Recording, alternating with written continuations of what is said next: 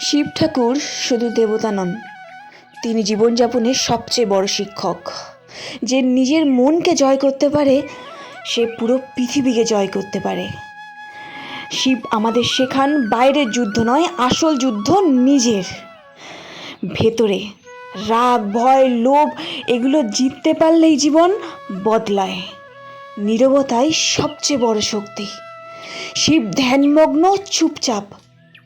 সব সময় কথা বলা নয়, সময় মতো চুপ থাকতে পারাটাই আসল শক্তির পরিচয়। সব ধ্বংসের মধ্যেই নতুন সৃষ্টির শুরু লুকিয়ে থাকে। শিব ধ্বংসের দেবতা, কিন্তু সেই ধ্বংসই নতুন জীবনের পথ বানায়।